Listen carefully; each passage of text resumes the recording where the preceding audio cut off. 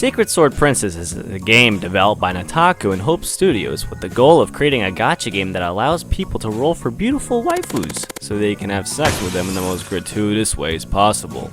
In the story, you play as the self-inserted main character.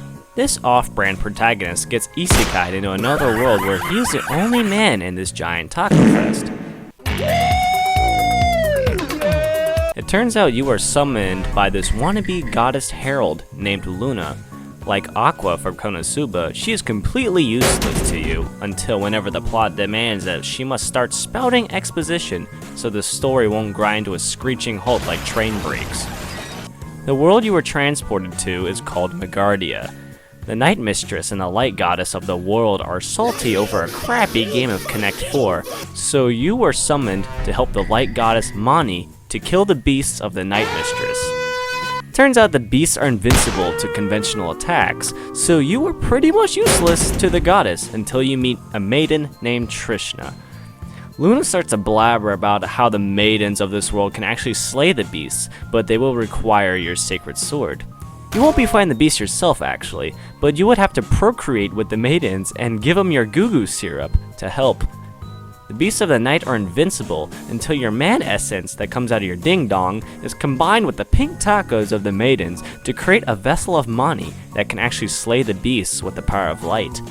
So you, Luna, and Trishna travel to many different kingdoms to recruit maidens along the way in the hopes of expelling the Night Mistress beasts away from Megardia.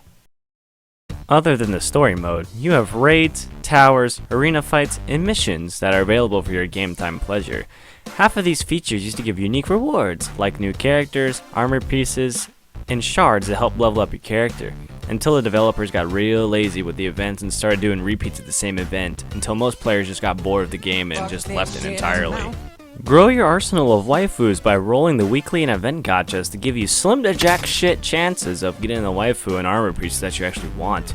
Characters have two characteristics that make them unique. They have types like Pokemon and classes.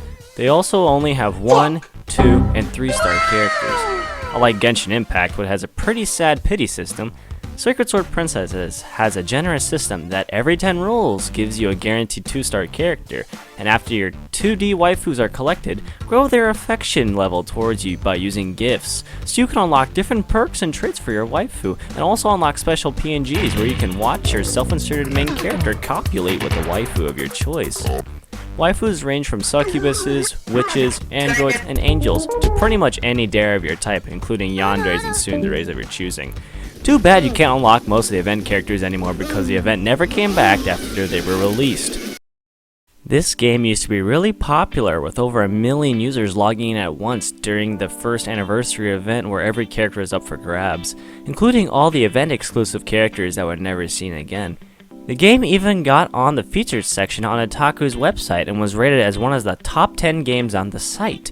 But after that, the game started going on a downward slope towards the 5th circle of game development hell. New story chapters took forever to come out and most players ended up quitting the game after the story's 6 chapters release. New characters were scarce and new content was basically non-existent. After that, chapters 7 and 8 took forever to come out with massive 2-year gaps between the chapters' releases. No new events came out and character gacha was constantly repeated with every user starting to get real pissed off and tired of the shitty development of the game with no new updates happening. Sacred Sword Princesses was then put on life support after raid missions stopped giving players waifu shards for rewards for completing missions, also including leveling up bonuses. Players were getting scammed after the shop, in which players used their own paycheck money for gacha rolls, stopped working, and they were demanding justice and refunds for the in-game purchases.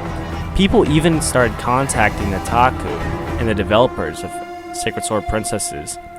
They later went real quiet and even shut down the official Discord server to cover up their tracks and their hate. Fans later made a fan Discord server to keep the dying community alive, but the damage was already done. After years of development hell and the backlash from people on Otaku and the environment entirely, developers of the game made an announcement. On November 20th, 2022, the game servers will officially be shut down with hopes of them serving us again sometime.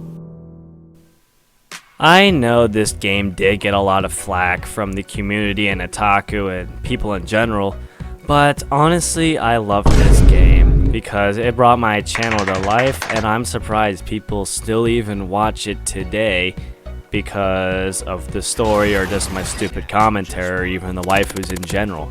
But I'm so extremely thankful for this game and recording it because you could see my progress through the years because I kept that game on my channel for so long with my old headset evolving into my current mic that I'm using right now.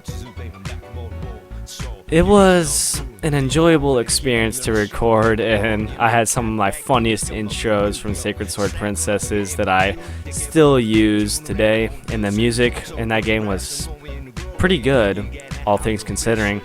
I just wish they kept developing the game and didn't do repeats of the same thing, because I honestly would have liked to see where the story goes, because I saw our main character go from a dense MC protagonist to this literal Chad, but we got no other development than that. He was just kind of left on the back burner and just was never seen again. I really wanted more out of the story, and the gameplay was okay. It was a little bit boring at some times, but I wish we just had more options. Like the raid and the missions were cool, but they just stopped giving rewards, and I just wish developers at Hope and Otaku would just get on better terms and try to get the game going again. I really hope that the community will actually start development of the game again when the game gets shut down. So I would love to see how the story ends, at least at one point. Because Dragalia Lost, my friend Ethan started talking about that one. And even though he said the game's shutting down soon, at least that game got an ending. Not like this one. This game just kind of died, and that was it. Just a random message, and just randomly the Discord server shut down, and we just assumed because of the backlash that people were just losing their money and getting scammed from the game. It was just disappointing that it had to end this way. But I guess it suffers from all the gacha game developments where people just lose interest and the developers just start getting lazy and just don't develop it anymore. Well, I wouldn't be here today without Sacred Sword Princesses, and frankly, I'm saying goodbye to Sacred Sword Princesses. I will upload a supercut of all the cutscenes, and that'll be with no commentary. So, everybody, my name's been Avarice Puma. Thank you, Sacred Sword Princesses, for this entire journey.